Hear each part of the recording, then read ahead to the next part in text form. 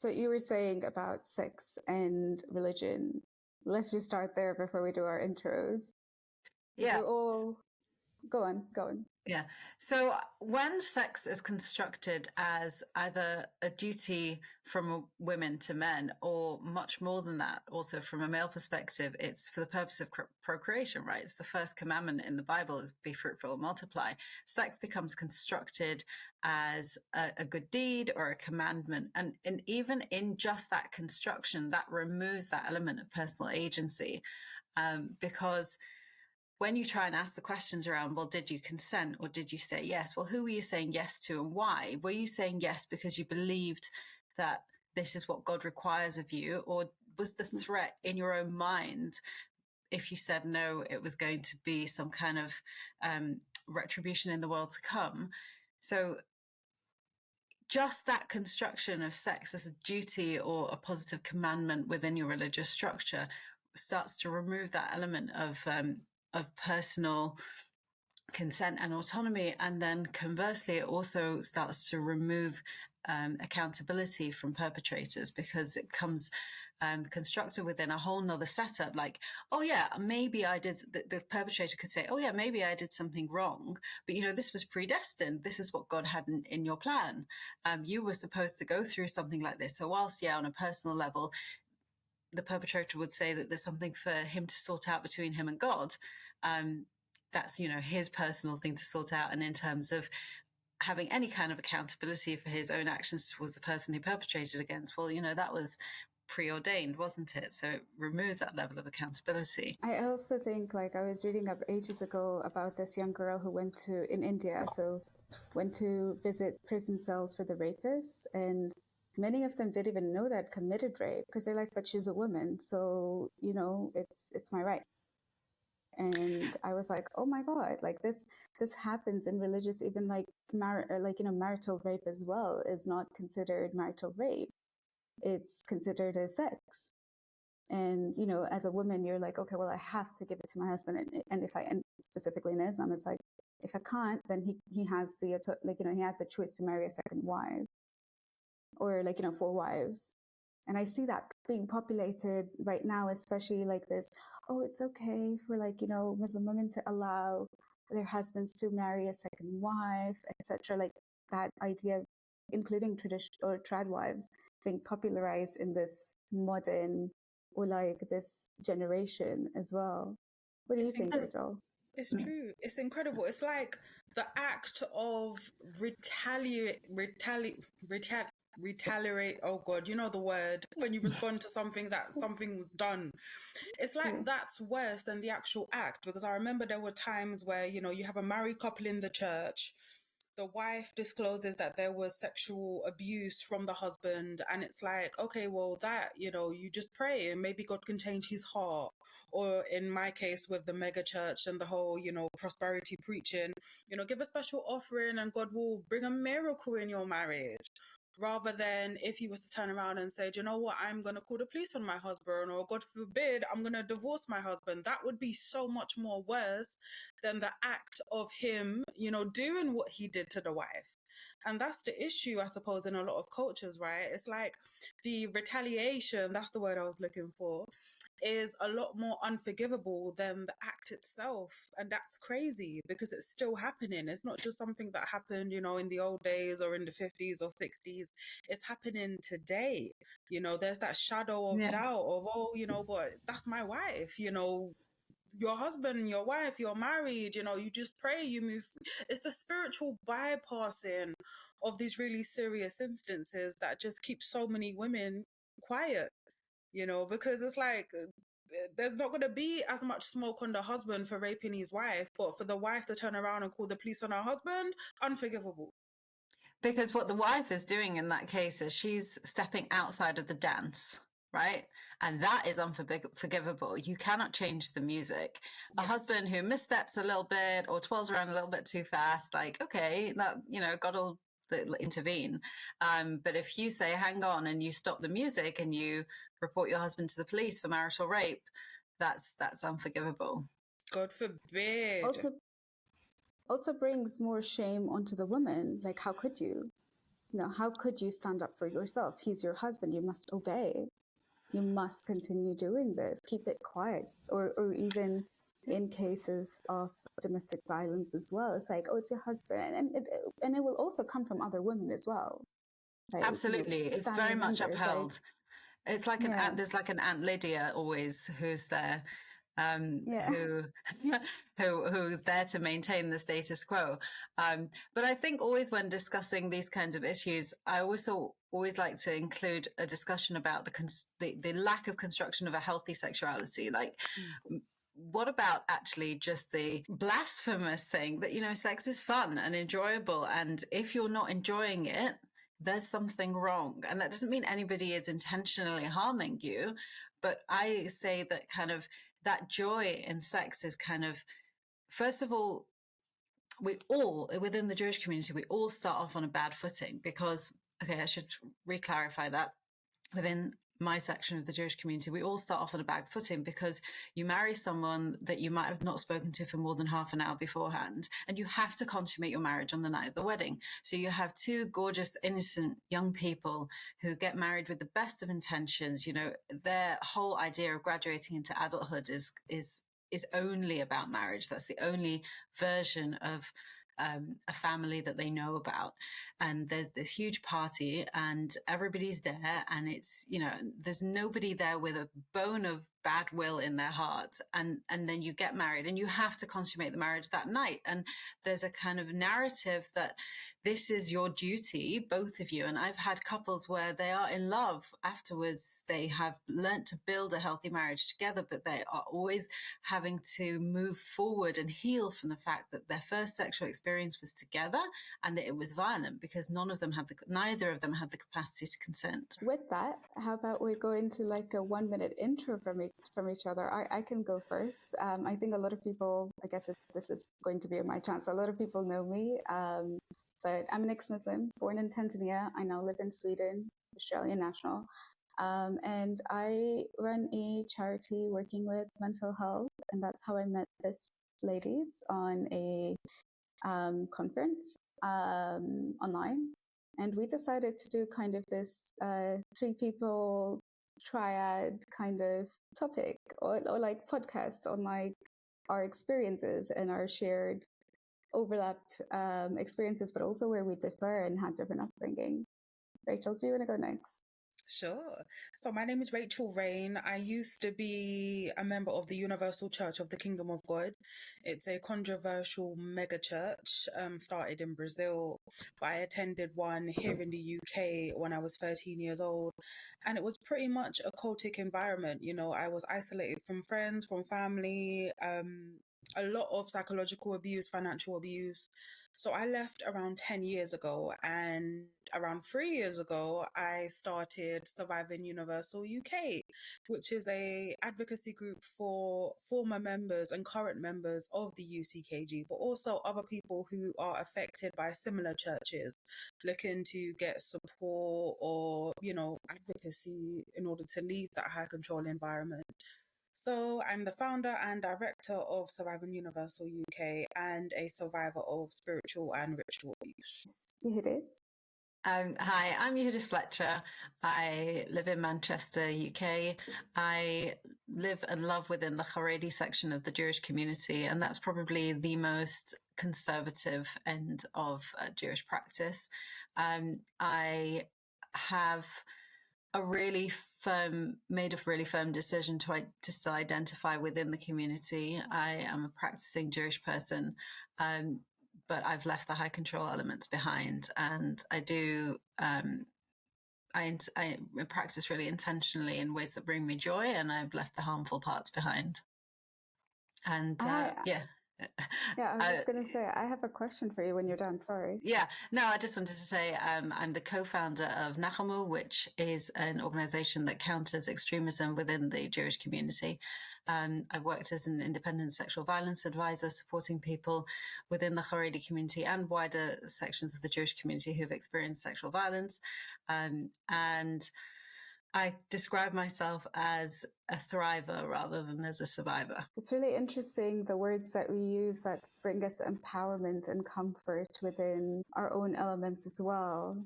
But Yehuda's actually had a question for you. Sure. What prompted you to identify strongly again or recreate that narrative back to your community?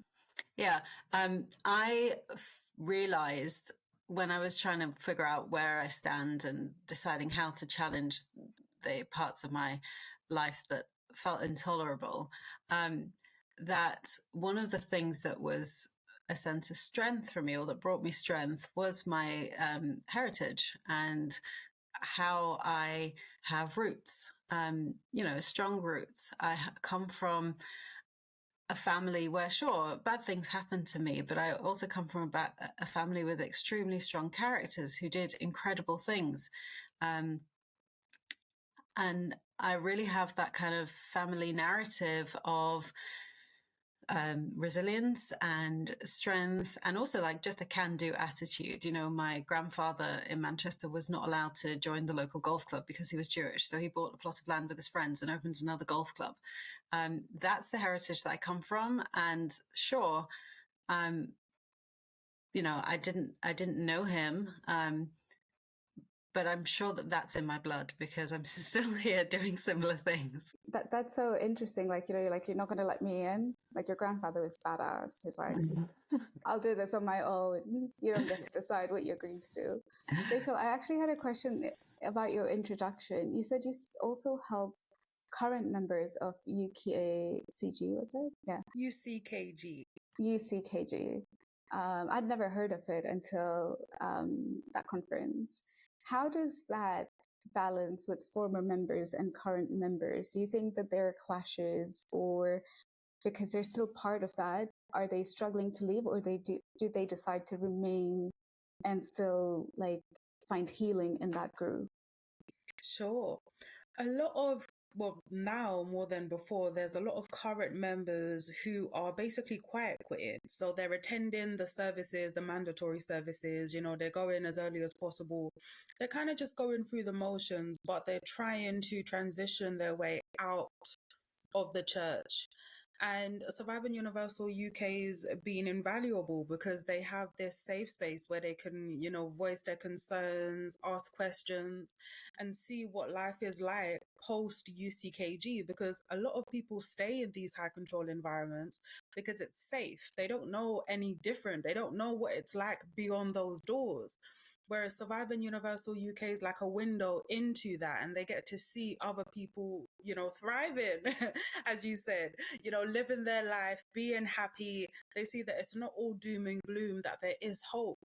So Surviving Universal UK just serves as a kind of safety net, like a guardian, like, come on, jump, we're here to catch you, we got you, it's okay, you're not gonna burst into flames, you're not gonna die and go to hell, it's actually all right. And I offer support plans and exit plans, which is like a really detailed plan of when they're going to leave, how they're going to leave, how they're going to get their data removed so that they don't fall victim to harassment, how they're going to, make their police reports, how they're going to build up their case by collecting evidence. So just really working with current survivors to make sure that their transition from the church to, leaving is as smooth as possible, and that there's kind of no rock left unturned, so that they leave with the confidence of knowing, I'm going to be okay. I'm going to have a support plan in place. I know what I'm doing, it makes things so much more easier. It's things I wish I had when I left. I'm sure you would agree, Zara. When you leave that kind of thing, it's so unknown. Everything is just so scary and just it's creepy. You don't know what you're going to face. Whereas if there was a group of people that kind of went before you, kind of showing you the way, it really does help. That support, that community of people that really get it, because we understand it. Some of the things we went through, normal people just wouldn't understand the terminology, the words, the culture, you wouldn't understand. But you got a group of people that's literally been there, done that, and bought the t-shirt. So it really does help. So that's our relationship with current members. It sounds, Rachel, like you're talking about a really binary in and out. Like people, when they leave, they have to, it's almost like they're fleeing a domestic violence situation. It's very, very similar, because these are the things, the same kind of impact applies. When a domestic abuse survivor leaves that relationship, everything's at stake. Her home may be at risk, her kind of friendship circles, her safety, the financial implications. It's the same thing with leaving a high control environment. You are forfeiting life as you know it. You're forfeiting your social circle, the financial implications, because if you're a pastor in these high control churches, you live pretty much on the church's dime. When you leave the church, automatically you're homeless. Where are you going to go? If you was in the church for the last 20 years and you started when you was a kid, you have no work experience. You have no, no savings. You have no safety net. You isolated from your friends and family, so you're completely alone. But do you know so what the same. What you're describing is actually something that's a really abusive thing that people don't understand. So when communities are described by outsiders, it's almost always like a positive. Oh yeah, sometimes bad things can happen, but if all goes well, you will never be homeless, you will never be hungry, all your welfare needs will be met.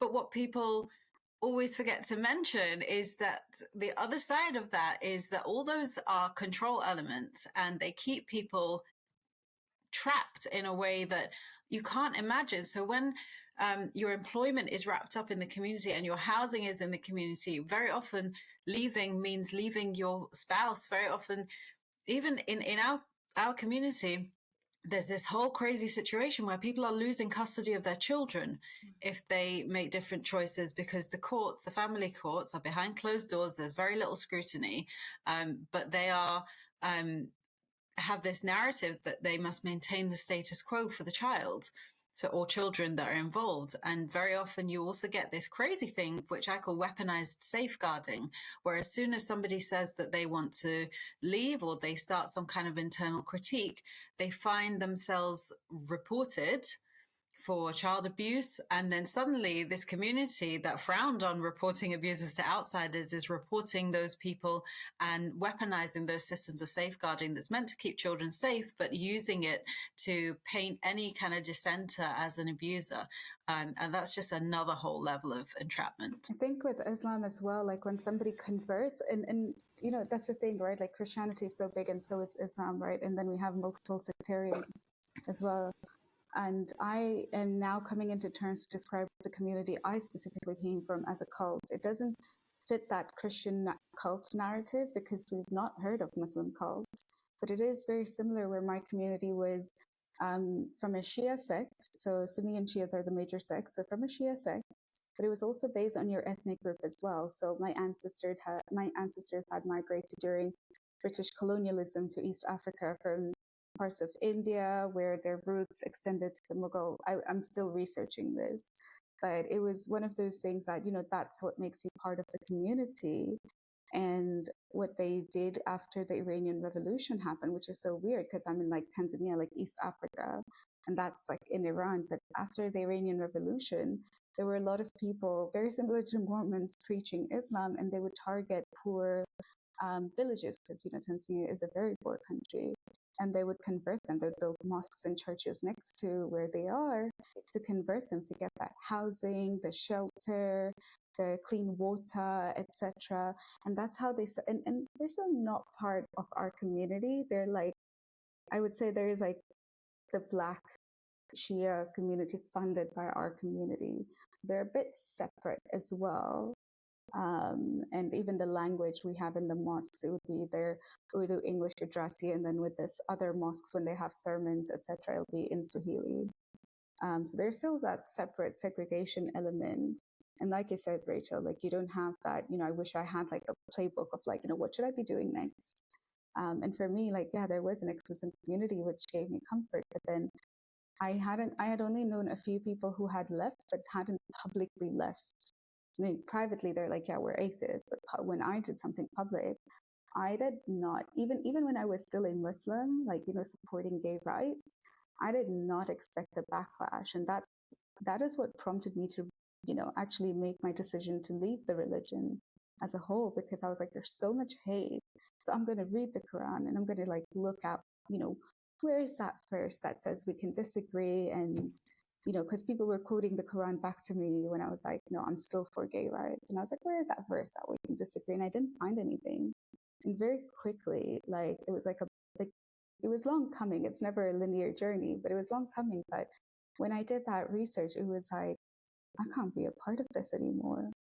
But then that community aspect, came out even harsher, because they were like, what's I was spoken about in mosques. I mean, I guess very similar to you, Rachel, and everybody's like being spoken about in your community, gossip circles, people like, the community extends to different regions as well. People I didn't know existed in the UK, Canada, US knew who I was because I had left and spoke about it.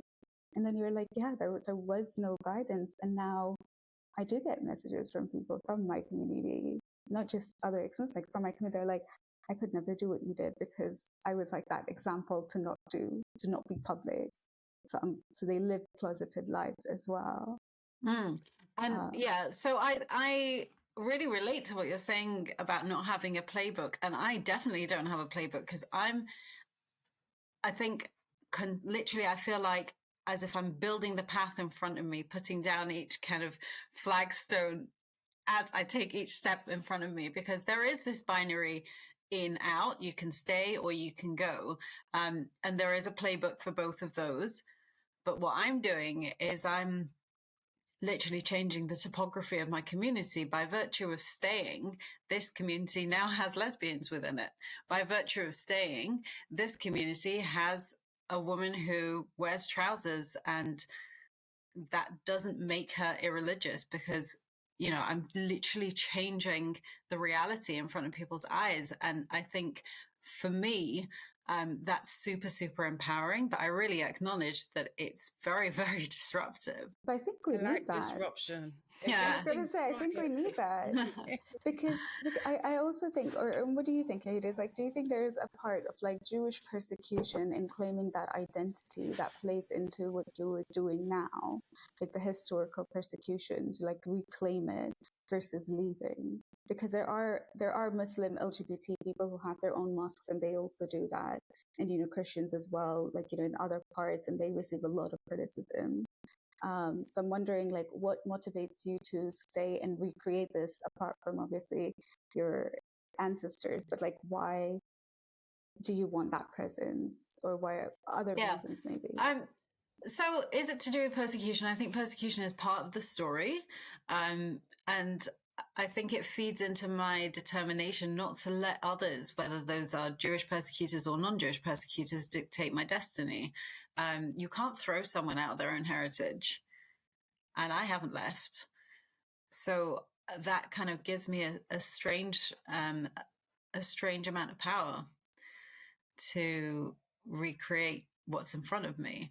I'm not really sure how persecution plays into it. I think I spend a lot of time differentiating between stuff that comes from the outside, so anti-Semitism, and internal persecution. Being part of an internal minority as a woman, and then a further minority as a lesbian woman, I'm going to, I'm a very small subsection of my own society. And my chief concerns have always been around sorting out what's in our own backyard, whilst being live and really trying to challenge my own reaction. So having to tease out like what is coming, which response within me is a trauma response, which response that I'm facing from other people is their own trauma response. There's a huge sense of threat that I bring with me because people have genuine concerns about anti-Semitism. And here I am going on the internet and talking about marital rape within our marriages. There are certainly people who would hear that and weaponize it and use it against us. But I've always said, I don't have time to wait for bigots to stop bigoting, because women and girls and children and men and all people within my community need a safer space. We need our environment to grow. We need our community to learn, to reflect, and we have things to do, and we just don't have time to wait for anti-Semitism to die out before we start doing that work. I think it's the same thing with Islamophobia as well, where, even when we leave, like as ex-Muslims, and we talk about it, and they're like, you're the reason why far-right groups are being fueled. And I'm like, no, actually, it was the person who stabbed somebody, not me. Or it is how you're reacting, not me. I'm just talking about my experiences. I'm talking about the theology. I'm talking about also, like, my experience as somebody who has worked with people from the charity as well, and what they're going through is, and creating relatable content. But in the end, it's also like, we're not going to stop talking because bigots exist. I also refuse to empower the bigots by following their narrative. I talk about what resonates with me, but we can both say the sky seems blue, and that doesn't make that as allies. Right? 100%. Like, we can both disagree. And there's this kind of weird divesting bigots of their own accountability when you lay the blame at the feet of survivors and people who are talking about how to heal their own communities, and you say, oh no, the guy in Southport who stabbed all those girls, well, you are feeding into that narrative. Or the from the other side, where you say, oh, the people who responded to that, actually that person who stabbed those girls in Southport is responsible for his behavior. Those people who rioted in response to it are responsible for their behavior. But this weird kind of crazy narrative where the responsibility is always laid at the feet of women for speaking just has to be challenged. It's true, because within the church, whenever someone speaks about the abuse that happened within a church, it's always, oh, but just leave it to God. You're making people not want to go to church anymore. You're putting people off God. You're putting people away from Christianity. And it's like, okay, so how about we talk about the abuse? Is that not putting people off Christianity? Does that not have anything to do with it? But, me speaking about the abuse is somehow turning the nation away from God. It's like we're mad at the wrong, well, not us, but they seem to be mad at the wrong thing all the time. It's like there's no outrage for the abuse and the things we're calling out, but there's outrage at us having the audacity to speak about it. And not only speak about it, challenge it. How is us challenging the abuse more controversial than the abuse itself? Well, that's what we're dealing with. There's this interesting amount of power that is ascribed to women's voices. So the Talmud says, "Kol b'isha erva," a woman's voice is her nakedness, and that's why women are not allowed to sing. Jewish women are not allowed to sing in front of men, and we are also like really discouraged. And it's not applied in exactly the same way, but really discouraged from speaking in public in front of a mixed audience. So a woman, for example, would not deliver a public lecture to men and women. You'd only find a woman speaking in front of other women, because there's this kind of crazy power that's ascribed to the voice of a woman. And within the home, which is always a kind of microcosm of wider society, the same thing happens. So it's always about, oh, Adam had Eve opposite him, Eza Kenegdo. She was there and that Eza Kenegdo in the biblical Hebrew means his helpmeet who was opposite him. And therefore that's constructed within a Jewish marriage to mean your husband is the voice of power in the house, but the woman's voice kind of influences him. And that means that she's also responsible for his sin, because if he makes a bad choice, it's up to her to kind of use her feminine wiles to make him make different choices. And throughout the biblical narrative and the just discourse that we have within the community, there's this constant weird divestment of men's own power over their own bodies and decision making. And it's always, whatever the men do, it's always then laid at women's feet to say, yeah, but you should have softly convinced him otherwise, or you spoke too loudly, or you spoke too quietly. But then in real life, we're told a woman's voice is her nakedness, and you're not actually allowed to speak. So you get stuck in this paradox. The first part that you mentioned about women not being speaking, that segregated space, so we have the same thing in Islam. Like, it was like, you feel like, they would create this community where you have the women's only sports club and women's only this. And it's like how Saudi Arabia does, like, yeah, women are allowed to work, just not in male spaces. So you have a shopping mall just for women and kids, and, banking where just women work. I don't know what it's like now, but they have this space and they're like, we're so, all our women are educated. Yes, we get it. Oh, and now women can drive. But at the same time, you've maintained this segregation, and obviously Saudi Arabia is moving towards modernization, but also there's so much arrest of female activists, etc. So I completely understand like that segregation that goes like, you can charm a man using your voice. I mean, this is what recently Taliban banned, like last week, which is women's voices being spoken in public, and also to keep them from actually encouraging each other, because they know that when women dissent, it breaks the community, because our roles have been dictated to be homemakers, child carers. So when we dissent, we refuse to continue that, that lineage of the same practices as well. And that's why I feel like, just with our bodies, we're held to such ridiculous standards. It's been used against us. And also because they know that we can be powerful, because men have had authority for so long, and continue to do so, that when women start asserting their authority or their changes, they're basically more blasphemous. Like, our bodies are blasphemous. It's not just our voices. And in Islam, it's like, cover your eyes at some point, or like, wear like, ridiculous clothing standards just to keep us trapped in. Well, it's to keep women trapped in, but it's also to continue this construction of women as the fount of this kind of uncontainable power. So when I was little, this was described to me by a teacher in school as, a bar of chocolate is wrapped in foil and then paper on top. Because with just the foil, you can see the outline of the chocolate squares. So you must have the paper on top of the chocolate bar, because obviously what are women if not for consumption? I am a chocolate bar. That's like Islam. That's like Islam and hijab. It's like, you're a diamond, you must be protected. You're a candy, you must be wrapped. You don't want flies around you. Because men are what? Literally, I remember... See how damaging it is when you construct women in that way. What are you saying about men? That men are flies attracted to sweet things, and we are objects. So what are they? Just consumers? Like, it's demeaning to the men as well. But I really wanted to say, Zara, you're an ex-Muslim. Rachel, you come from a high control Christian background. I'm here as a Jewish woman.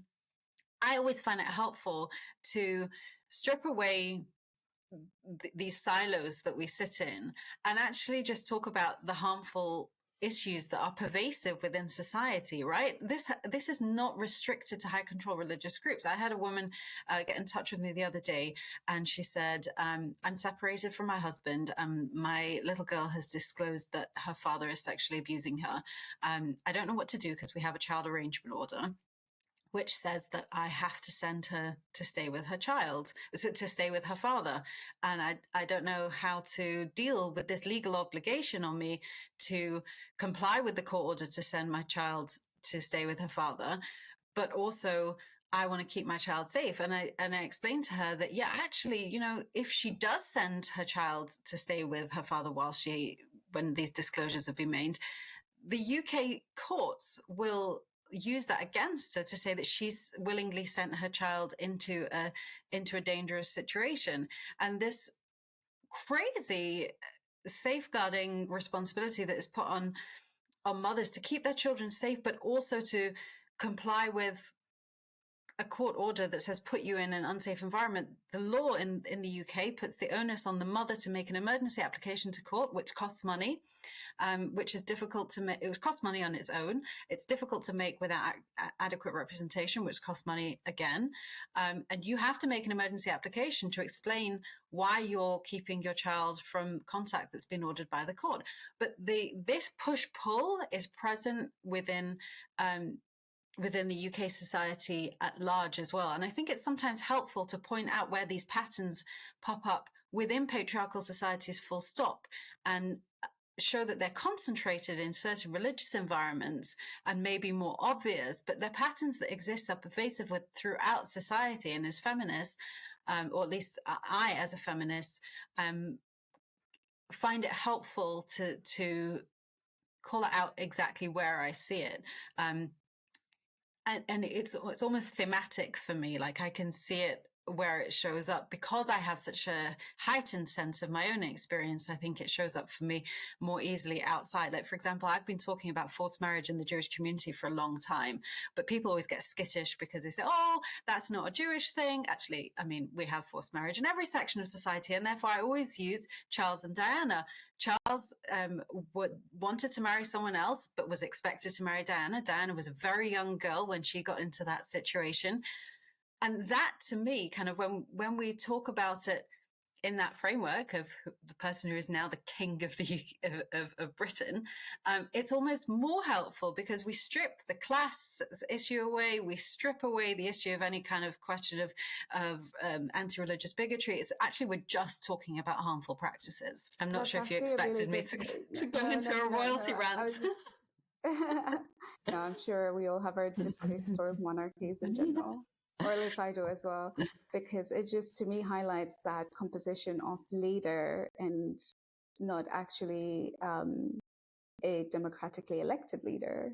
But I think what you highlighted, like, just outside religion, like it's when they say that, oh, forced marriage is not a Jewish thing, we get that a lot in Islam as well. And I'm like, but if you look at the statistics and where it's coming from, like it doesn't have to be like saying that, oh, women, and there are places where they say the male guardian needs to approve and her silence is consent.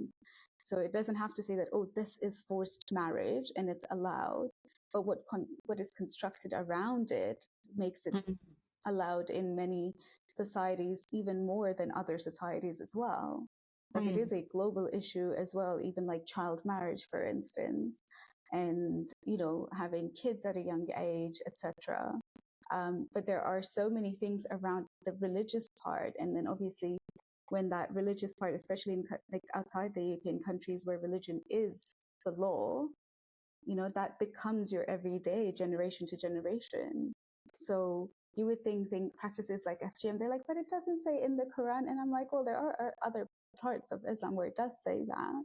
But the fact that this is happening in specific communities, more so than other communities, means that there is some correlation, and you're arguing with me who's opposing it instead of actually arguing with people who are doing it. And 100%, yeah. And that's what I call situational risk. Like, we should not be shy about naming situational risk. And by that I mean the specific risks that occur only in certain situations, and that's sometimes really, really niche stuff. But then there's also situational risk, which means that there's a higher likelihood of this occurring because of these factors that are lined up in this specific situation. Like, there's always going to be certain elements that stack up to create the possibility of something happening and that increase the risk of that happening. So yeah, I find it helpful to name what is, say, for example, a forced marriage. Where can we see it within society? What are the factors that contribute to a marriage being forced? And once we can name those factors, then we can start to identify where it occurs. And then we also should be able to say, oh, in this particular community, there is a high percentage of these factors applying to almost everybody in the community. So we can then extrapolate from that to say, whilst we might not have the reported data, like there might not be people even realizing themselves that their own marriages are forced, we can extrapolate from that to say, oh, if a whole section of this community abides by these practices, and we've also identified all these factors as being risk factors for forced marriage, and we know that those apply to this whole broad section of society, then we can safely say that it's likely that a lot of these people will have experienced forced marriage. And if you go to, for example, the forced marriage unit in the government, they'll say, oh, well, we don't have a high percentage of reportings from within this community. And I say, okay, but you need to go about 4 or 5 steps earlier and realize that you've not addressed the other issues that come so much earlier on, right? You're not looking at why people are not disclosing. You're not looking at why people don't even have the language to describe these crimes that you say that they're not reporting. How are you supposed to report a crime if you can't describe it? Rachel, you mentioned a lot about, the coercive controls within the UCKG. I got it right this time. But so can you explain a bit more on how that cult or community keeps you in that fear that, a lot of these crimes or a lot of these actions are neglected because nobody reports it, because you're so fearful? I'm just going to get water, but I have my headphones on. Yeah, absolutely. So when we talk about coercive control in these kind of settings, the reason why I suppose myself and, some of the other guys who are working on amending the coercive control legislation is because coercive control is something probably all high control groups have in common. It's coercive control. And we can pretty much tie coercive control to almost all of the issues and the symptoms we're seeing: forced marriages, financial abuse, exploitation. It all comes down to coercive control. It all comes down to an organization or a place of worship saying, look, if you don't do this, if you don't go here, if you don't conform, you're going to go to hell. You're going to be punished. This is going to happen. That's going to happen. It's all about control and it's all about threats. So this, I think, is the silver bullet. Amending coercive control legislation is the difference between someone like myself being able to call the police and say, look, my pastor controlled my finances. For 7 years, I had to give them 10% of my income because they said that if I didn't give 10%, which is tithe, that I would die and go to hell. And I was shown videos and pictures of dead bodies and told that, if I ever left the church, that could be me one day. I want to report this. That's the difference between the police saying, okay, yeah, it is, it does fall under the remit. This is coercive control. Let's see what the CPS has to say, in a nutshell, as opposed to, oh, that's terrible that they did that to you, but actually no law's been broken here. There's nothing we can do. And that's the reality. Because I myself and the others who, I've been advocating with to make police reports, that's what we're being met with.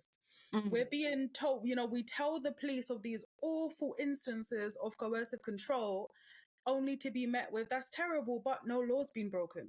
How could it be? Because if I was to call the police and say my partner, made it so that I had to give him 10% of my paycheck every month, he controlled, where I went, what I wore, who I was friends with, that's coercive control. It would automatically be identified.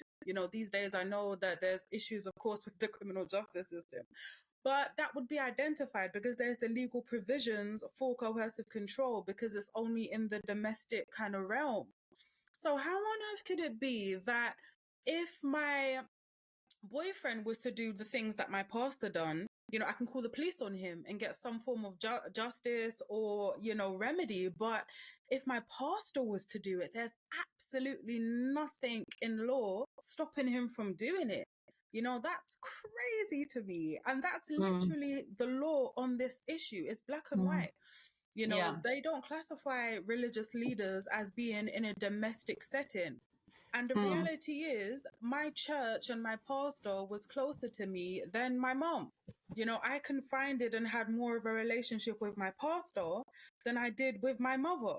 But yet, if he was coercively controlling me, the law has nothing to say on the matter. But if my mom was to, then perhaps the law would show an interest. There's this massive loophole.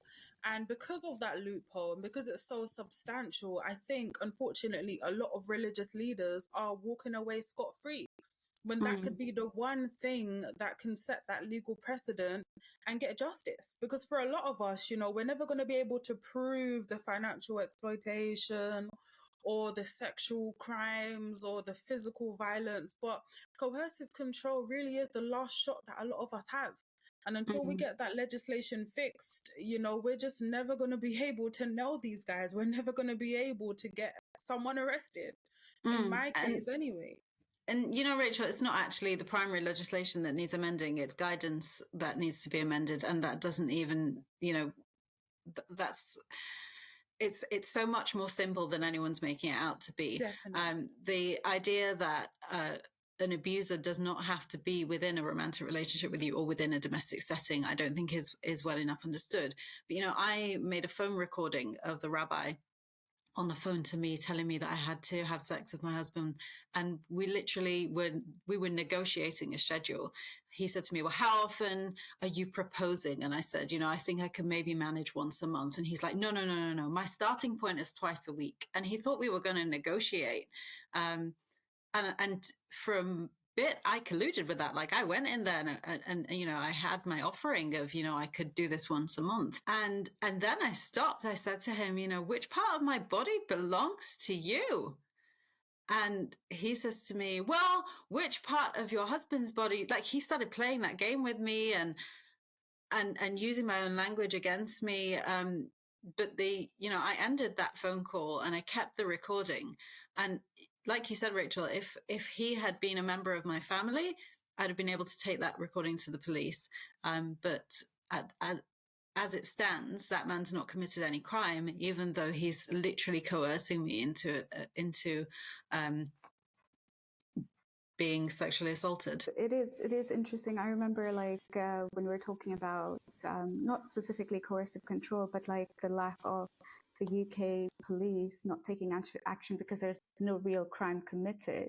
That usually happens in stalking cases as well. But I remember when I was at Speaker's Corner, an awful place to go, never go there. And I had it on recording, somebody literally saying that if you weren't in this park, I would have bashed you. Send it to the police. I write a description, and a young woman calls me from the police, and they're like, well, just don't go to the park. And I'm like, if I was a Muslim woman and he was a white man, would the outcome be the same? Like, would the outcome really be the same? But right now, because it's a Muslim man, and yes, I'm Muslim sounding, but I am considered to be the provocateur because I existed, and I'm not the one sending threats. And she was so silent. She's like, yeah. I don't know what to say. Like, there's literally nothing I can do. And I know that this wasn't her decision. This was like from higher ups. And then very curiously, she's like, I read that you're an ex-Muslim. Was it hard for you to leave the religion? And she's like, is your family talking to her? And I'm like, this is a police who's never seen the term ex-Muslim before. So let alone like understanding anything that goes around, what happens when people leave. Right? Like what is the amount of threat as well, right? Like, is the justice going to be after this person bashes me or kills me? Yeah. Like, yeah. is that so it's going to happen? Yeah. So what you're describing is what the police would call cultural competence, right? They think they are being culturally competent by being sensitive to that Muslim man who criticized you, but actually what you're describing is cultural incompetence. They have no idea of the there's a whole, people are all busy with like interfaith work, but they have no idea about what I call intrafaith work, like the subsections of individual minority communities and how they interact with each other and the risks that they pose to each other, right? You pose no risk whatsoever to that man outside of what he's afraid of, which is your voice. Whereas he's actually threatening to physically harm you. But because it's posed within the framework of religion, right? He's a Muslim person who's offended by your blasphemy. That takes the police into an absolute tizzy, and they can't possibly cope with it. Because they've got no idea how to be culturally competent. It's true. Rachel, I actually had a point on something. I wanted to ask you this as well, like in the cultural context as well. I know we were chatting about this before, but there's also, I don't know how you feel being a Black woman as well, but I feel like I always talk about this in like when we talk about feminism, that a lot of feminists, like, that are public, apply their feminism differently to different women. Right? Yes. They're like, it's just like, oh, okay, but it's your culture, right? So it's Iranian women's culture. We shouldn't be opposing them. It's their country, their laws. Or like, it's this, it's that. And then somehow now you're in this bubble in a Western country where, yes, by legislation, you have, certain rights that are supposedly equal, but in application, because of your race or your background, those feminists do not talk about you because, I heard the dissident dialogue, and, And one of them was like, oh yeah, but then we'd be labeled Islamophobic. And I'm like, since when have feminists not gotten backlash? Since when have we not gotten backlash that now this term is the one that is stopping you from being labeled XYZ, that you don't want to talk about, let's say, a black man, with hurting his wife because of his color, or like a Muslim honor killing his children because he's a Muslim. Like, since when do you, like, why has that stopped you? And if it was a white woman, would your reaction be the same? Like, if it was a white woman who was married to, let's say this other person, would you do the same as well? Or does it only apply? And I feel like there's a form of racism there as well, where you think that other races deserve less rights. And I was wondering what your experience and views have been so far with that. Sure. The feeling I get, especially from like authorities, police, politicians, they're more scared of being labeled racist than actually tackling the issue. And our thing is, let's put our race to the side for a minute. Can you just address the abuse? Like, don't worry about being labeled racist. I promise no one's going to get offended at you investigating a black church. Can you just investigate it? Because abuse is going on. I remember there was a situation where the church was doing one of their traditional night vigils. And in these night vigils, they do exorcisms, right? And it was customary from kids to be as young as kind of like, they push all young people to come, but I would say from ages like maybe 12 to 30 plus. And in those night vigils, they do violent exorcisms, throwing kids on the floor, hands on the head, in the name of Jesus, the demon, like crazy, violent. Like, if the police was to walk in, people will be getting arrested. So I was really kicking up a stink. I think this was it was the year before last, I think. Either last year or the year before. I was trying to get the police's attention about this. And I was like, look, in Finsbury Park, there's going to be hundreds of young people, vulnerable young people, and there's going to be violent exorcisms there's going to be violent exorcisms taking place. Kids are going to be assaulted this night. What are you guys going to do about it? And I had an officer that I've kind of been liaising with, and her words were, look, my, what's it called? What's the bosses called in the police? Constable, I think. No, is it constable? Is it inspector? Inspector, yeah. One of those guys. She was like, look, the inspector doesn't want to she doesn't want to seem to be attacking a black church. Because I think at that point there was something going on with the police doing something to a black person, as it always seems to be. There was always seeming to be those kind of situations, and they were like, look, it's a really sensitive topic now. The last thing we want is to be accused of like persecuting a black church.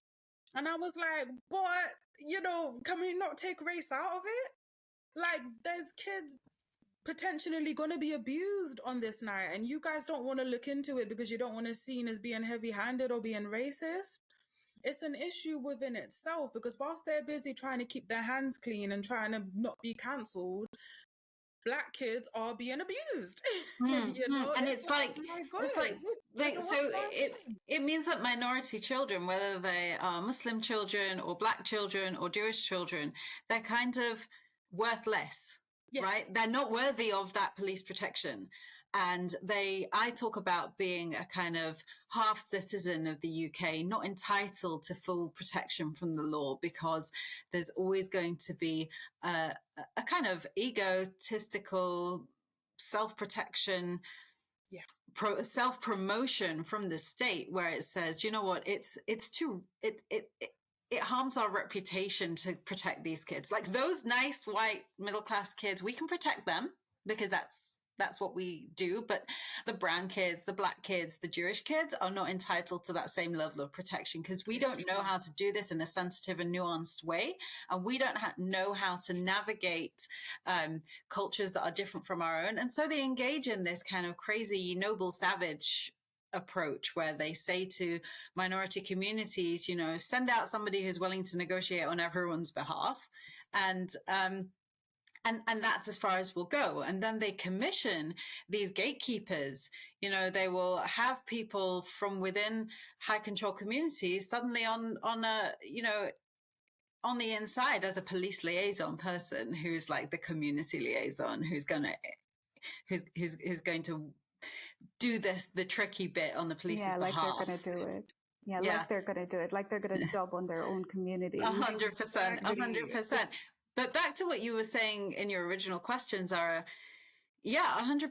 It's almost as if minority women are not entitled to be part of the global project of feminism. And Western feminists have this kind of, first of all, there's this weird construction of Western feminism that excludes the actual women who actually live in the Western Hemisphere. Like, I'm sat here in Manchester, UK. I don't live in the global South, right? I'm right here in a modern, developed, privileged part of the world, and you're saying that I'm not entitled to be part of the Western Feminist Project because you are too worried about imposing Western feminist views. Like, actually, first of all, I'm in the West to begin with. You're not imposing anything on anyone. I'm a citizen of this country, and I am entitled to my rights just like every other citizen. But then even if you say that, you know, non-Western feminists, we mustn't impose our feminism, say, on the Iranian regime. Well, first of all, you don't even understand, like, the Iranian regime is a modern concept, right? Who are the people of Iran, or who are the women of Egypt, or who are, you know, the concept of a new extremist version of what a certain culture looks like completely denies and cancels and dismisses decades of work that feminists in that society have done. And then it kind of allows white feminists to luxuriate in this space of, you know, what I call, you know, Martin Luther King's got in the letter from a Birmingham jail. He talks about the white man's timetable for another man's freedom, and I always go back to that concept of, like, the luxury of being able to ask yourself if this is racist whilst other people are suffering, waiting for protections. That is privilege, and that should be, like, please check that privilege. Yeah, no, it's literally that. It's literally, I say this, like, you know, when I was doing the Dawkins conference and had a lot of trans activists come after me, they're like, oh, why are you even standing next to him? And I'm like, I'm not even talking about, you know, trans people. I'm talking about ex-Muslims. And I'm like, the fact that you think that we don't need this platform is coming from a place of absolute privilege, because you're not the one who's walking around with the death sentence on their head, or that was even scared that, you know, what if I'm the next Salman Rushdie going on that stage, right? Like, or I was arrested in a secular country, in my home country, where it's not even Muslim populated, where Muslims had the control over me, or like over the government, sorry, it's a corrupt country. And I'm like, that's absolute privilege that you think that the whole community, like the ex-Muslim community that has been growing, should not have a voice out of the 6 ex-Muslim women that actually go out in public and talk about it, should be silenced because you don't like what he says about something. And I'm like, that is absolute privilege. And I actually say this to, like, you know, other, you know, ex-religious communities, or, like, you know, just ex-Christian who have not had to face a death penalty. And I'm like, for me, privilege is that my parents talk to me. That's how low our bars are, let alone the right to live in safety. And like you said, with feminism, that's absolutely, like, the privilege that you have, that you can say that, oh, maybe we should think about this a little more, because, you know, we're worried about the labels people are going to get us, not about the actual work or what feminism stands for. And, you know, what I realized is that now what is happening, you know, I think right before we started the podcast was like, what is happening is like this popularization of conservative feminist ideas, while on the other hand, there's like the very, very liberal ideas, or not very, very liberal, but like the very progressive ideas. And then there's no middle ground, where, you know, there was this panel of women, I think mostly white, and they were talking about, you know, they're like, oh, there is no patriarchy in the West. And I was like, what do you mean there is no patriarchy in the West? Have you talked to women of different communities, different cultures, different social background, like, you know, socioeconomic backgrounds? like, even white women who are poor face the kind of different kind of patriarchy than the middle class and the elite as well. So maybe constitutionally you think that there is no need for feminism to exist, but even within those those other, in the West, those other smaller communities or diasporas, like there's so much needed. And we kind of get this double racism of low expectations. Like, we face prejudice within our own communities, but then we face prejudice from outside our own communities because we just get forgotten. We're just not considered. There's a celebration, oh, we're ready for third wave feminism. But you don't understand that there are, my first act of communal rebellion was encouraging my workmates to argue for the fact that we are entitled to maternity leave. Because we just didn't have those protections in employment law. Just because they exist within state law, they were just universally not being applied within the work arrangements within our own community. And there's an expectation that you only work within your own community. So people just expected that if they got pregnant, which they would do because you're not allowed to access contraception, that you would just lose your job because that's how it worked. And this kind of consciousness raising that Britain experienced in the 60s, 70s, and 80s, like, that hasn't reached everyone yet. And the fact that other people can't see it, that's because they've got blinders on and they're just not looking around past their own experience to see which women have been left behind. What do you think, Rachel? It's true. I'm trying to think of examples here because it does cross over. I think all of our experiences here, it's, different in its respective kind of, belief systems. But it's true, this element of women not having power, but at the same time having enough power to like doom humanity and damn an entire culture. It's like, my goodness, what's the message here? Is it that women have power or they don't? Because it's very confusing, growing up in a really strict kind of Christian high control environment. I felt bad for even wearing things that showed like the shape of my bum. I think it took me around maybe 6 years after I left to be like, Rachel, why are you buying a size 18 outfit? You're not a size 18. You're like I was probably like a size 12 back then. But it's like, oh my God, where is this coming from? Where's this message coming from? It's coming from back then. And it's like, oh my God, I had to take a serious look at myself and see where I was given power. Well, there really wasn't any, so what if I have, wear nice skinny jeans and I show the shape of my bum? I'm a human being. We have bums. I'm not going to damn humanity or lead someone into temptation if they see the shape of my bum. So therefore, my kind of act of rebellion was to wear an outfit that actually fit me, without worrying about humanity or people whose minds are in the gutter. It's like the world works really hard at making women feel powerless and be powerless, but at the same time, telling us that we have the power to make bad things happen. It's like that a witch hunt. It's literally like the witch hunt. These witches, back in there, it's like these witches are so evil. They're gonna curse you and make your crop fail. But at the same time, they need to be killed. They need to be murdered. God is more stronger than the witch. But it's like, well, does she have power or not? It's mixed messaging. It really is. And then when you leave that kind of space, it's like, my God, do I have power or not? You don't even know. You don't even know what you're capable of. You don't even know where your boundaries lie because you're just so confused. There's also an element of unlearning, right? Like, whether it's like the feminism part, the misogyny, or like just the guilt and the sin and the shame and the grief and everything, because there's like because you're starting a new chapter within the community. I have left, and Rachel, you're starting a survivors group as well. But then it's also that understanding of like, what is my own trauma being carried on? What am I still carrying before I start setting the pathway for other people? But also, like, a lot of people have this feeling like, you created a workbook or like, like a guidance and like, this is what you need to do. But it is one of those things, like, even as women, like, what you were talking about, like the clothes you're wearing, even for me, when I was a Muslim and I removed my hijab, it would never, like, it would all be like long sleeves, everything. And even when I removed my hijab and like, you know, it was still long sleeves, it was like, oh my God, I feel naked. And I'm like, it's so scary. It took me years to even wear something knee-length, or to appreciate my body, because we're so taught to like cover it, like, you know, just keep it hidden. That's your role.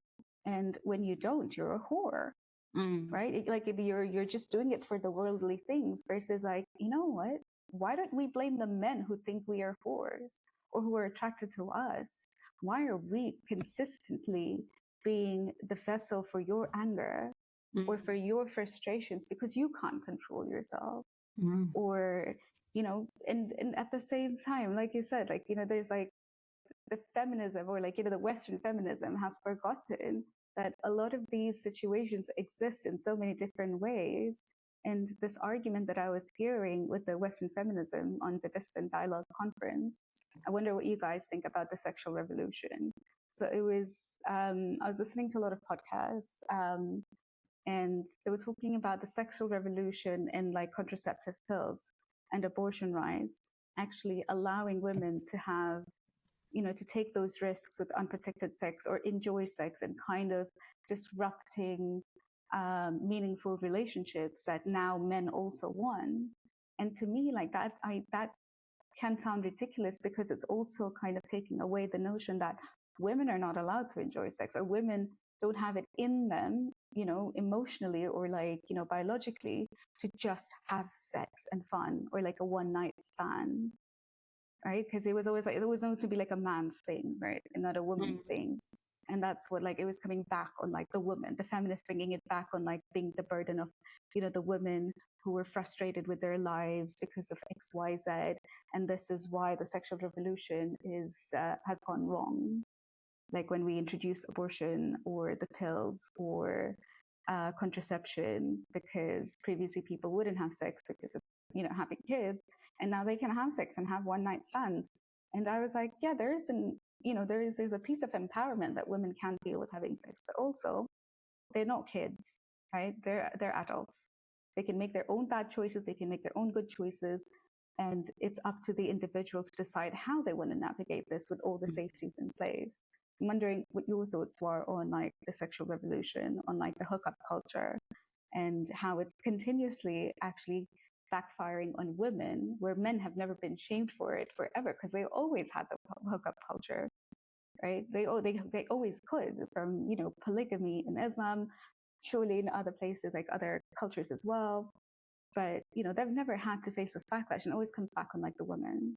It's true. I think the question of modern morality comes into it, because for a lot of us, you know, our sense of, or kind of like measure of morality comes from our previous belief systems.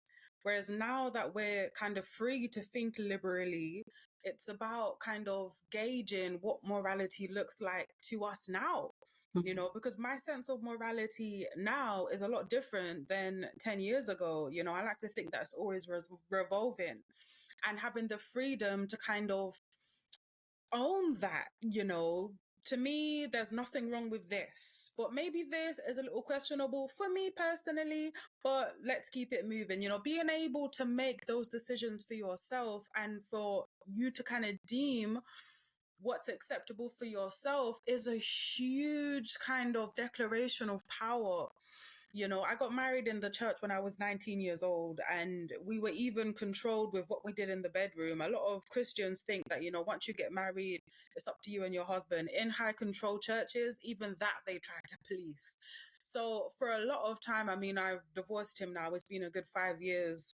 But it's only now that I'm starting to really own my own sexuality and my own kind of morality, or lack thereof, because, you know, things I used to find completely sinful now, you know, doesn't seem too bad.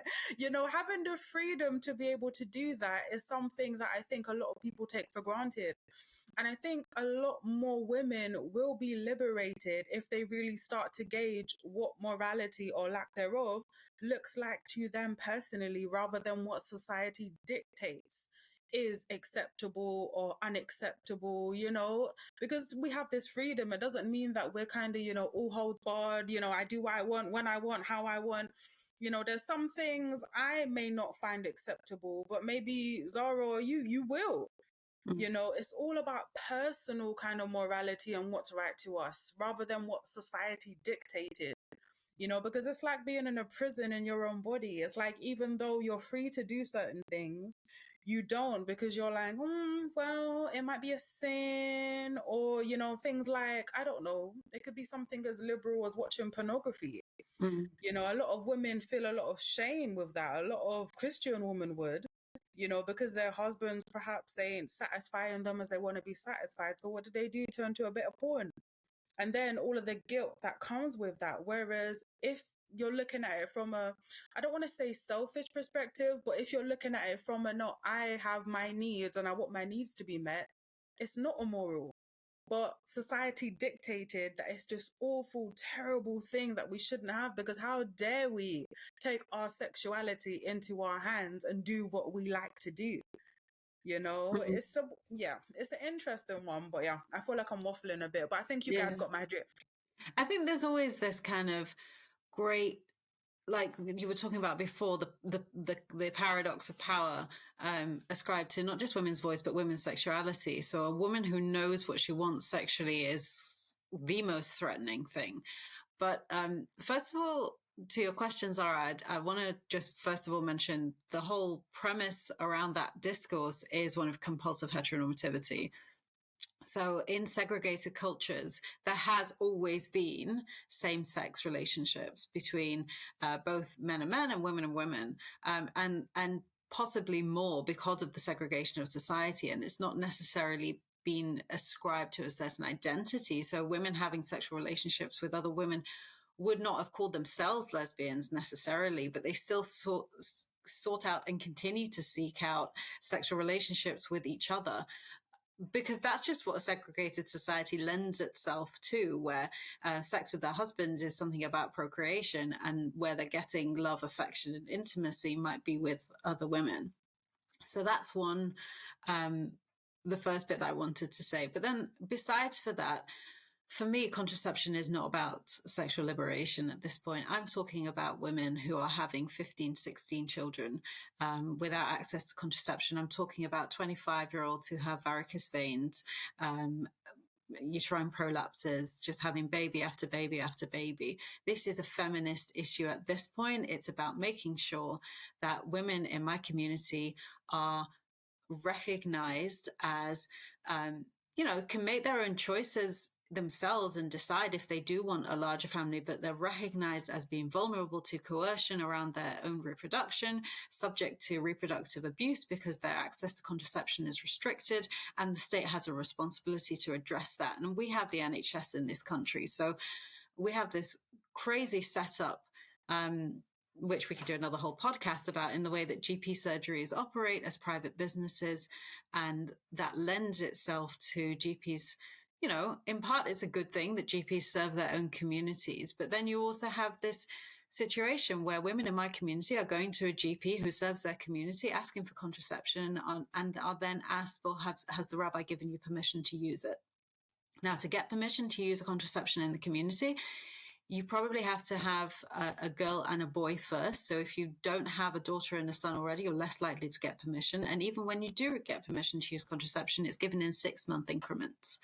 So you have to ask for new permission every 6 months, and you're unlikely to be granted like more than twice in a row. That is in the UK. This is in the UK. Wow. It's like every time I hear you ladies talking, I'm like, are you guys in a different country? Like I know where I was raised. And in Islam, contraception wasn't as big. I mean, I never had the bees and the birds conversation with my parent or like my mum. So I didn't know much about contraception, so I never really asked. But I remember one conversation where she said, yeah, the pill was just making her exhausted, not exhausted, but like it was just not good for her body. And that's why she had 6 children, obviously. But at the same time, it was just like, it was that also shame culture of talking to a boy, to avoid, but also the concept of hijab that already puts you in that position of like, you're a sex object from the age of this, right? You're a sex object, so do not talk to men. And that, the women singing or women having speeches as well. Again, you're a sex object. You're this, you're this, you're this. And it just comes back to continuously restricting you into not ever even thinking about it. But I really like your point on like what I said. It comes from like a heteronormative idea where, it's thinking like, it is again like not recognizing all other scenarios of the sexual revolution or with the pills and the abortion, etc. It's just focusing on that one aspect and bringing conservative back to being popular as well. Have you guys noticed like those conservative ideas coming back to be so popular in a very different, like flashy sparkles, whatnot? Yeah, and I mean, there's a whole side of TikTok that's devoted to people Tradwives. Well, there's Tradwives, and then there's this a whole side of TikTok that's about why you should let your husband have a second wife, third wife, fourth wife, and people coming back, explaining why submission to your husband is a good idea and why they've chosen submission. And there's also in this discourse there's a hijacking of the language of agency. So, for example, I wrote an article. So, women in my community are not allowed to drive. And I wrote an article for International Women's Day in a Jewish newspaper that said, this International Women's Day, I want you all to be thinking about women who are not allowed to drive. And within 18 hours, literally within 18 hours, there was an opinion piece published in the same paper as a response that used the language of agency. So our women are choosing not to drive. Are they really? Like, I'm sure some of them are, but I'm also sure that some of them aren't. So like the comeback is so strong, and it weaponizes that modern language that says that is a kind of bedfellows with these Western feminists who are so afraid of imposing feminism on other communities as if we're not entitled to it. It's also going to say that agency bit as well, like that growing trend is also, I feel like it's also harmful to men as well. Like the whole idea that, well, my man should work for me. And I'm like, you do what works for you. But like in this society, unless your partner is earning a lot more, you're not living, it's a burden. Like patriarchy in many ways is also a burden on men as well. Yeah. I mean, yes, we are harmed the most. But at the same time, like, I grew up in that culture where I have like one older brother. And, I was always thinking like, it must be so hard, like, for you to think about that, you need to provide, like, that's why, like, I'm like very independent, etc. But also I was thinking like, it must be such a burden to keep thinking like, I'm the only one that has to work. And I'm the one that has to do XYZ, and then leaving the child rearing to the woman. And at this point, you're like, well, are you even a parent? And I've become so Swedish to this point where I'm like, paternity leave, because we have like that shared maternity and paternity leave. But also when I moved to Sweden, you see like men in prams, so common, like just during the day. And I'm like, where am I? I'm like, I love this here. Like men in prams was like, oh my God, I want to stay here. But also it was like, it's so normalized. It's so normalized where both working parents are like, okay, Monday and Tuesday are my days to pick up, and Wednesday, Thursday, whatnot, Wednesday, Thursday, etc. And I'm not saying it's perfect. I mean, women do carry a lot more. At the same time, this is like a good step to show that, there is some form of balance where the parenting is not just the mother's role. And this is evident when you see it even as a foreigner in the country. And there are a lot of Americans who are just wowed by this, seeing the fathers do it. And I'm like, okay, I'm not saying that Sweden is the best, but like, this is a really good step to show that if this society can function, then how are other people on TikTok claiming Tradwives because it's a man's job to protect me? Protect you from whom? From other men? Protect you from... But also, Zara, like setting up this dichotomy between men and women, like it's for women to fight for feminism to be imposed on men, creates first of all, it's not a thing, because it's not as if I'm trying to fight the men in my lives. I'm bringing up sons, right? I want a good life for them. I want them, like you say, not to face that realistic burden of supporting an entire family on their own when there are two grown-ass adults in that relationship. Like at the moment they're little, but they will be in the future. And I want an equal society for my sons to benefit from, not just for my daughter. It's true. I think of a lot of these men who kind of enforce this narrative of feminists being bad and wanting to destroy the family structure. If a lot of them was to step away from their pride for a minute, they would see that actually a woman being independent works in their interest, because suddenly, as you said, Zara, they don't have to take on the whole world by themselves and manage a whole household. Because it's true, you know, I suppose a lot of men who have to live in that kind of space, they're facing incredible pressure. And of course, it's going to breed resentment, because there's this guy, suddenly he has the whole world on his shoulders. He has to provide. He has to make all the decisions. He has to be this macho man to his wife. Of course, that's going to breed resentment. You know, a lot of them, if they stepped away from the noise, they would see that it really would work in their favor. You know, there's nothing wrong with someone helping you. There's nothing wrong with someone maybe helping to pay the bills or to live in their own life away from the home, so that when they come home, they feel that it's a bonus rather than just a prison. You know, it's this idea of, no, the men have to be men and the men have to earn and the woman has to stay home. It doesn't work in a lot of cases, especially now more than ever. You know, it's not like before where a man would, you know, work in the local corner shop and have enough money to be able to pay for groceries and the rent and all the rest of it. You know, times are completely different now. That structure doesn't work. Not only is it bad in terms of like from a ethical perspective, economically, it doesn't make any sense. It's not rational. But they wouldn't see it that way. You know, times have changed. I think we also have to be really careful we can end up discussing talking points that are about stereotypes, like, oh, this is the you know, men are having to earn a living and women are staying at home. Actually, the reality is, for people living religious lives, women are running side hustles, right? Because it's impossible to live on one salary at the moment for the most part. So women are, you know, working teaching jobs to fit in with their childcare responsibilities, and men are helping out with you know, in ways that might surprise you, Zara. Like if you would walk through Stamford Hill, which is the most it's not actually the most concentrated area in terms, there's another whole chat we can have about gerrymandering borders of areas, but visually and spatially, if you were to go to Stamford Hill, which straddles two boroughs in London, Haringey and Hackney, that looks like the most concentrated area where Hasidic people live in the country. And that Hasidic people are a subsection of the Haredi community that I come from. And they are the most obviously Jewish looking people, with the side locks and black hats. You will see men with side locks and black hats pushing buggies, because that is the reality of the grind in London. You have to get on with it, right? The TikTok utopia where Tradwives stay at home isn't real life. Like there's hustles to get through, and that involves everybody hustling.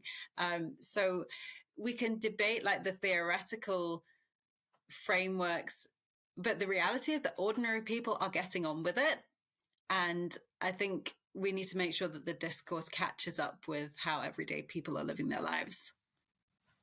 Do you feel positive about the discourse? Because I feel like it's going on a very different direction, because I guess TikTok is life for many young people. I'm specifically like, if we talk about how that impacts young people, they quite literally have this image that this can work. I just need to find a rich man who does X, Y, Z.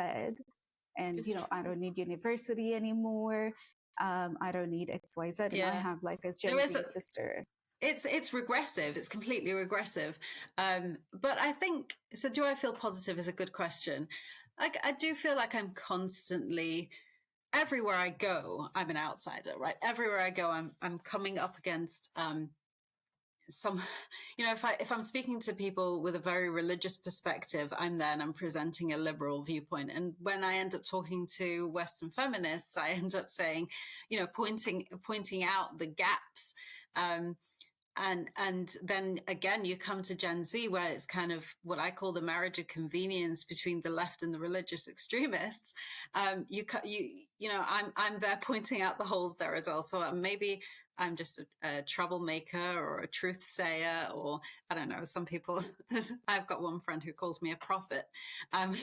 Because I'm standing at the edges and I'm calling out what I see. And if you look like biblically at, I mean, now bigging myself up as a contemporary of like the prophet Jeremiah, but there he was, and he was, either you could say, oh, he was speaking a vision from God, but if you look at it in a more, I guess, like relatable context, he was standing at the edges of society calling out what he saw. And I think we need that. I think we need to do that, to be critical of, like, you know, many different gaps that exist. Like and I think definitely another topic like Gen Z and the left and the left and the religious right, actually, how they collaborate. So I think that is definitely a topic where we could talk about, you know, but it would go into like many different political tangents as well. But Rachel, did you have any, we're just coming up towards the end. I was wondering if either of you had any final thoughts. But we definitely want to do this again. Definitely. I think it's so important to have these conversations. You know, we come from such, I think, if not some of the most kind of like oppressed and controversial groups, you know, so I think it puts us in a really, really interesting space to have these conversations among ourselves, you know, and to have such a mix, you know.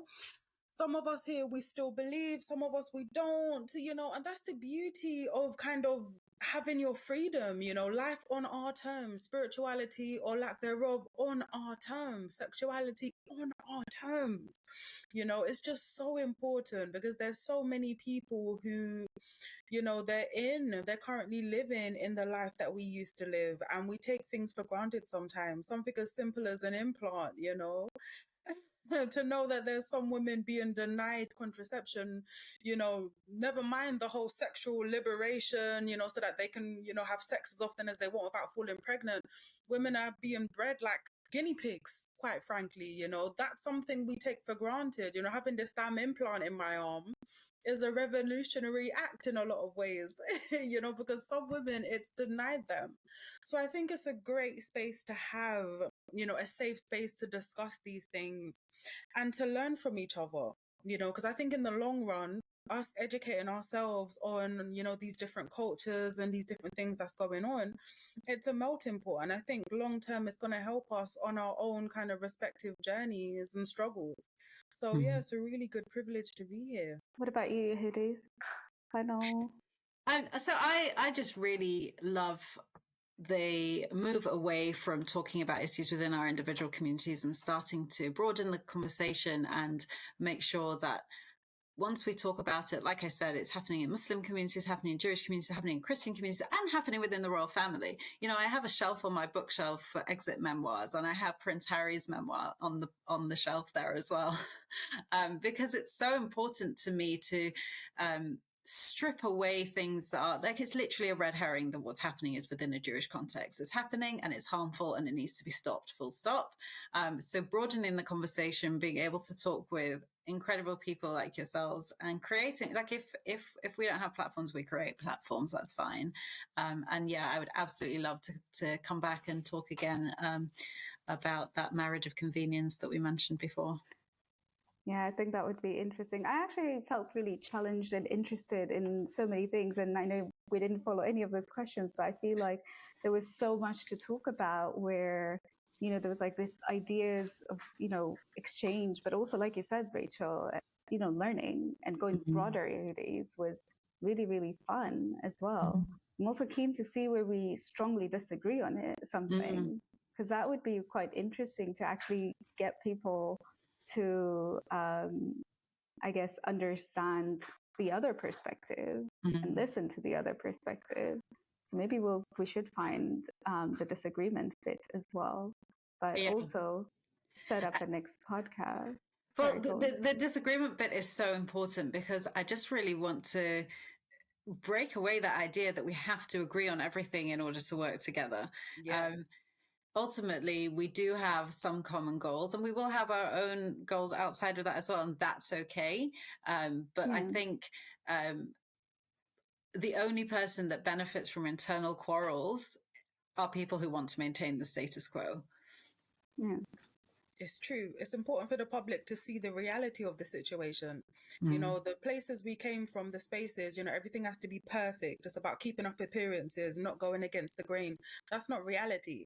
You know, we're here, we're activists, you know, we're freedom fighters, but we also have personal opinions and, you know, things we stand by. And it's important for others to see that that's the reality.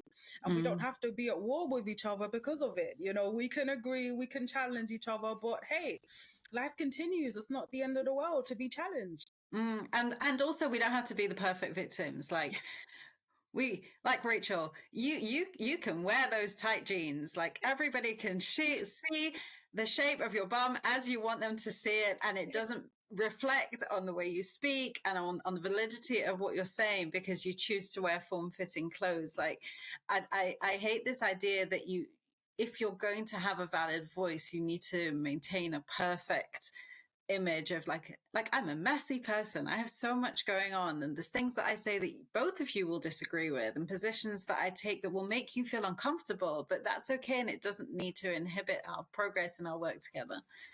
Absolutely. Exactly. I was doing a podcast and they were like, oh, what were some of the practices you felt like you would go to sin? And I'm like, you know what? I actually don't remember.